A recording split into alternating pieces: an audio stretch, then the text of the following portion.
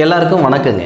இந்த பதிவில் நம்ம பார்க்கக்கூடியது விருச்சிக ராசியில் பிறந்த நண்பர்களுடைய வாழ்க்கையிலையும் சரி, வாழ்வாதாரத்திலையும் சரி, வரக்கூடிய தை மாதத்தில் இந்த பிரபஞ்சம் எந்த மாதிரியான மாற்றங்களை தரப்போகுதுன்றது பற்றி தானுங்க ஆதாரபூர்வமாகவும் வேதகால முறையில் இந்த பதிவில் நம்ம பார்க்க போகிறோம். எந்த ராசிக்குமே இல்லாத ஒரு பிராத்தம் இந்த விருச்சிக ராசிக்காரங்களுக்கு இருக்குது. அப்படி என்ன சார் பிராத்தம்னா, தொழில் ஸ்தானாதிபதியாக சூரிய பகவான் வருவார். ஒவ்வொரு ராசிக்கும் ஒவ்வொரு பிராத்தம் இருக்கும். அந்த அடிப்படையில் விருச்சிக ராசியில் பிறந்தவங்களுக்கு சூரிய பகவான் தானுங்க தொழில் ஸ்தானாதிபதி. இந்த தை மாதத்தில் ஒரு அற்புதமான விஷயம் என்ன அப்படின்னா, இந்த தொழில் ஸ்தானாதிபதின்னு சொல்லக்கூடிய சூரிய பகவான் விருச்சிக ராசிக்கு 3வது பாவகம் தகரியஸ்தானத்தில் தை 1ஆம் தேதியிலிருந்து தை மாதம் 30ஆம் தேதி வரை சஞ்சாரிப்பார். அப்போது தனஸ்தானாதிபதின்னு சொல்லக்கூடிய குரு உங்களுடைய ராசிநாதன் செவ்வாவுக்கு சாரம் கொடுத்துருக்காரு. இந்த மாதம் பிறக்கப்படக்கூடியதும் பார்த்தீங்கன்னா குரு பகவானுடைய சாரத்தில் தானுங்க. தை மாதம் 1ஆம் தேதி செவ்வாய்க்கிழமை அதிகாலை உங்களுடைய ராசிநாதனுடைய நாள். புனர்பூச நட்சத்திரம் சொல்லக்கூடிய குரு பகவான் தனஸ்தானாதிபதி நட்சத்திரம். அதுபோக ஸ்ரீராமர் அவதரித்த நட்சத்திரம் புனர்பூச நட்சத்திரம் 4வது பாதம் கடக ராசி. அப்போது சூரிய பகவான் சகோதரஸ்தானம் தகரியஸ்தானத்தில் இருந்து உங்களுடைய ராசிநாதனை பார்க்குறார், செவ்வாவை பார்க்குறார். செவ்வாய் சூரியன் பரிவர்த்தனைனா பார்வை பரிவர்த்தனை. சூரிய மங்கள யோகம் ஏற்பட போகுதுங்க. யாரோ பிழைக்கிறதுக்கு நீங்கள் காரணமாக இருப்பீங்க, அதில் மாற்று கருத்து இல்லை. நீங்கள் ஆணாக இருந்தாலும் சரி, பெண்ணாக இருந்தாலும் சரி, நீங்கள் 10,000 ரூபாய் சம்பளம் வாங்குறீங்கன்னா 2 லட்சம் ரூபாய் அவங்களுக்கு சம்பாரித்து கொடுக்கக்கூடிய இடத்துல தான் நீங்கள் இருப்பீங்க. ஆனால் இந்த மாதத்தில் வேலை வாய்ப்பில் உயர்வு தரப்போகுதுங்க. ஒன்று அந்த நிறுவனத்தில் உங்களுக்கு தகுந்த இடத்துக்கு அந்த நிறுவனத்தில் போவீங்க, இல்லையா அந்த நிறுவனத்தை விட்டுட்டு வெளியே வந்துடுவீங்க. சார் வெளியே வர்றது நல்ல நேரமா சார்? கிணத்துல போட்ட கல் மாதிரி தானே சார் இது வரைக்கும் இருந்துக்கிட்டு இருக்கோம். அப்போது ஒன்று அங்கேயே நமக்குண்டான ஒரு இடத்துக்கு போகணும், இல்லையா தை மாதத்துக்குள்ளார வெளியே வந்துட்டு நமக்கான இடம் எதுவோ அந்த இடத்துக்கு போவீங்க. ஒரே வார்த்தையில் சொல்லணும்னா, விடியல் பிறக்கக்கூடிய மாதம் தை மாதம், உழைப்புக்கு தகுந்த உயர்வு வரக்கூடிய மாதம் தை மாதம். தை பிறந்தா வழி பிறக்குன்னு சொல்கிறாங்க. அது விருச்சிக ராசி நண்பர்களுக்கு 100% பொருந்தும், அதில் மாற்று கருத்து இல்லை. இதில் இன்னொரு விஷயமும் இருக்குங்க. இந்த தொழில் ஸ்தானாதிபதின்னு சொல்லக்கூடிய சூரிய பகவான் 3வது பாவகத்தில் தகரியஸ்தானத்தில் வரும் பொழுது குருவுடைய பார்வை, தனஸ்தானாதிபதி பார்வை நம்ம ராசி மேலேயே படுது. நம்ம ராசிநாதனுக்கு நட்சத்திரமும் கொடுத்துருக்காரு குரு. தொழில் ஸ்தானாதிபதின்னு சொல்லக்கூடிய சூரிய பகவானையும் பார்க்குறார். இதனால் முன்னேற்றத்துக்கு முட்டுக்கட்டையாக இருந்த தடைகள் நீங்க போகுதுங்க. 6 வருஷமா 7 வருஷமா சொந்தமாக பிஸ்னஸ் பண்ணணும்னு நினச்சிக்கிட்டு இருக்கிறேனுங்க, பண்ண முடியல. ஏதோ ஒரு சக்தி என்னை தடுக்குது. எங்கே நான் ஆரம்பிக்கிறோன்னா அதே இடத்துல வந்து நிற்கிறேன். என்கிட்ட சந்தேகம் கேட்டவங்க நல்லா இருக்கிறாங்க, எங்கள் கையில் 10 ரூபாய் வாங்கி சாப்பிட்டவங்க நல்லா இருக்கிறாங்க, என்னை பார்த்து பொழைச்சவங்க நல்லா இருக்கிறாங்கன்ற மன அழுத்தத்தில் இருக்கிற நண்பர்களுக்கு இது பிரகாசமான காலம். நம்மக்கிட்ட சந்தேகம் கேட்டவங்க நல்லா இருக்கிறானேன்ற மன அழுத்தம் கிடையாது, நம்மளால் மேலுக்கு போக முடியலையன்ற மன அழுத்தம். சுட்டு போட்டாலும் பொறாமப்படக்கூடிய இடத்துல நீங்கள் இருக்கவே மாட்டீங்க. அப்படி இருந்தால் நீங்கள் துளாராசியில் பிறந்திருக்கவே முடியாது, விருச்சிக ராசியில் பிறந்திருக்கவே முடியாது. என்ன காரணம்னா, உங்கள் ராசியாதிபதியை செவ்வாதானுங்க, முருகர். அப்போது என் மனசுக்கு வரக்கூடிய தை மாத காலம், அதுவும் தொழில் ஸ்தானாதிபதி தன்னுடைய சுய நட்சத்திரத்தில் இருக்கக்கூடிய காலகட்டம் உங்களுக்கு நல்லாவே இருக்கும். நிறைய நண்பர்களுக்கு வெளிநாடு சார்ந்த வேலைகள் வர்றதுக்கான வாய்ப்புகள் உண்டு. தை மாதம் 1ஆம் தேதியிலிருந்து தை மாதம் 13, 14 தேதிக்குள்ளார நிறைய பேருக்கு வெளி ஊர் அல்லது வெளிநாடு போன்ற சார்ந்த வேலைகள் வரத்துக்கான வாய்ப்புகள் நிறைய உண்டு. அதுபோக படித்த படிப்புக்கும் செய்கிற வேலைக்கும் சம்மதம் இல்லாமல் இருந்துக்கிட்டு இருக்கிறேன் சார் அப்படின்னா இந்த நேரம் அதுக்கும் பிரகாசமாக இருக்கும். அதில் மாற்று கருத்து இல்லை. என்ன காரணம்னா, இந்த சுக்கிர பகவான் அப்படின்னு நம்ம சொல்லுவோம் இல்லைங்களா, சுக்கிரன் திருமண ஸ்தானாதிபதி. விருச்சிக ராசிக்காரங்களுக்கு திருமண ஸ்தானாதிபதி தனகாரகன்.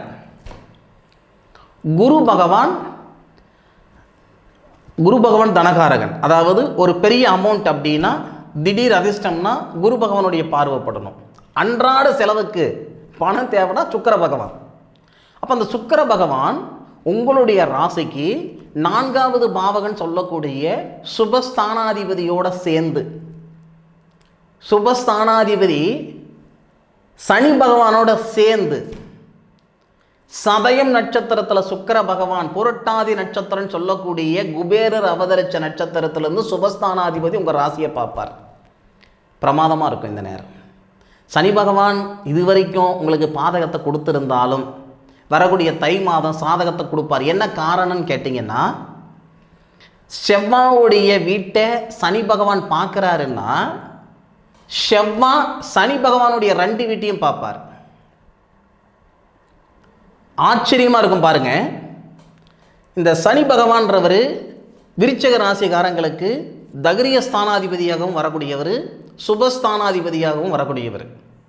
அவர் 3வது பார்வையாக உங்கள் ராசிக்கு 6வது பாவகத்தை பார்க்குறாரு. 10வது பார்வையாக உங்கள் ராசியை பார்க்குறாரு. செவ்வாவுடைய 2 வீட்டையும் பார்க்குறாரு இல்லையா? அதுதான் யதார்த்தம்.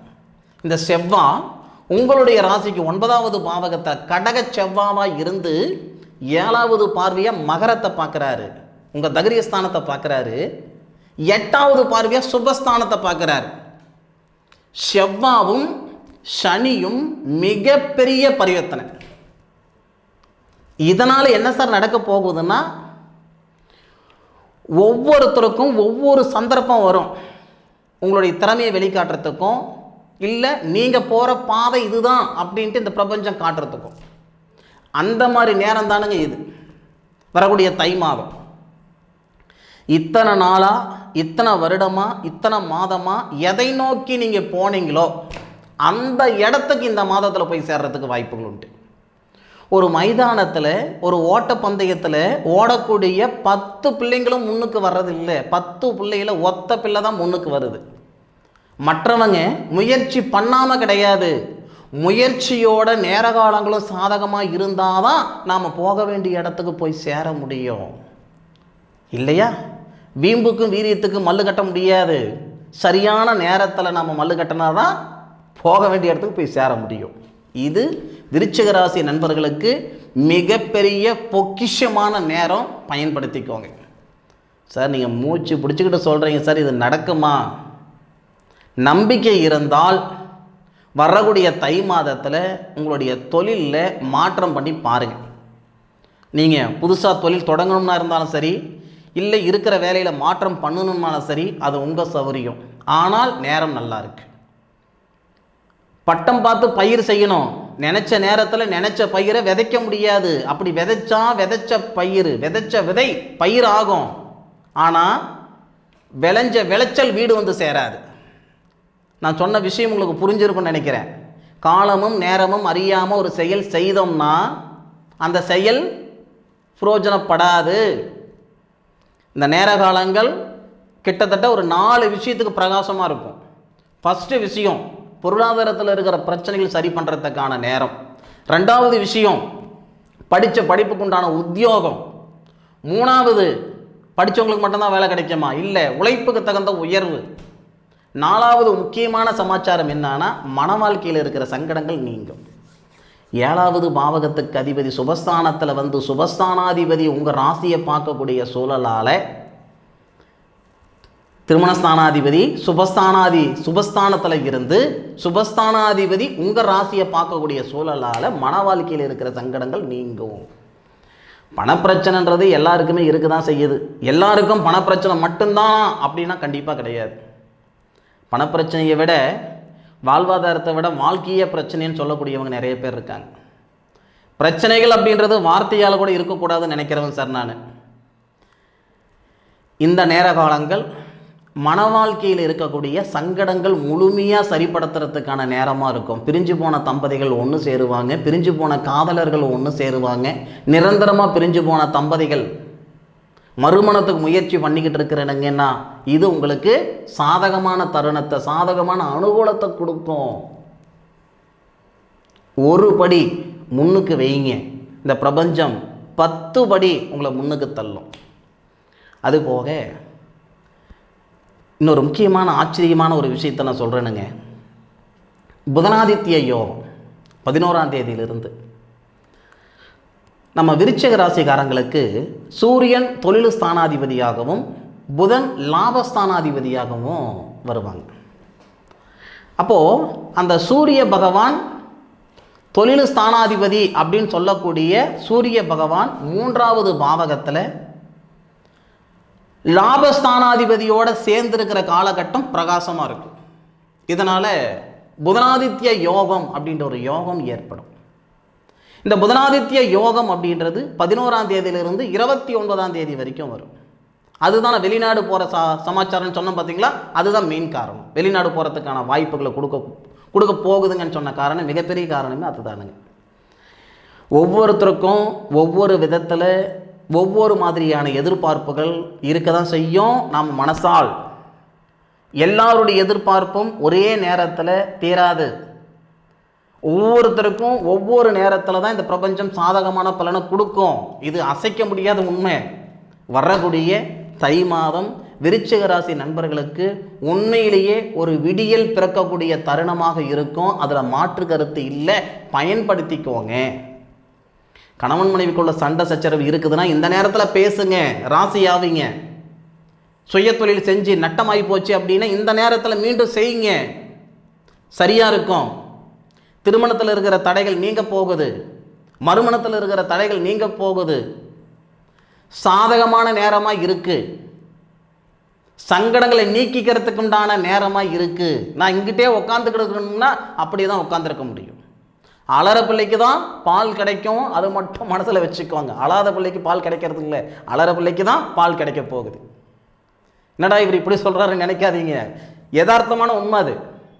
வேணும் அப்படி நினைக்கிறவங்களுக்கு தான் ஒரு விஷயம். எதிர்பார்ப்பே இல்லாதவங்களுக்கு எதுவும் நடக்க போகிறதில்லை. நிச்சயம் வரக்கூடிய தை மாதம் விருச்சிகம் ராசியில் பிறந்த நண்பர்களுக்கு ஒரு திருப்பு முனையாக இருக்க போகுதுன்றதுல மாற்று கருத்து கிடையவே கிடையாது. அனுபவித்து சொல்லுங்கள். ஆராய்ச்சி நான் சொல்லியிருக்கேன், நான் எந்த அளவுக்கு ஆராய்ச்சி இருக்கிறேன்றது அனுபவித்து சொல்லுங்கள். சரிங்க, இந்த பதிவு விருச்சிக ராசியில் பிறந்த உங்களுக்கு பயனுள்ளதாக இருக்கும் நான் மனசார நம்புகிறேன். இந்த பதிவு பற்றி உண்டான கருத்துக்களை கமெண்ட் பாக்ஸில் பதிவு பண்ணுங்க. மீண்டும் அடுத்த ஒரு அற்புதமான தருணத்தில் உங்கள் அனைவரையும் சந்திக்கும் வரை உங்களிடமிருந்து விடைபெறுவது உங்கள் வீட்டு ஜோதிட நண்பனான காளிதாஸ் மணிகண்டன். திருச்சிற்றம்பலம். வாழ்க வையகம், வாழ்க வளமுடன்.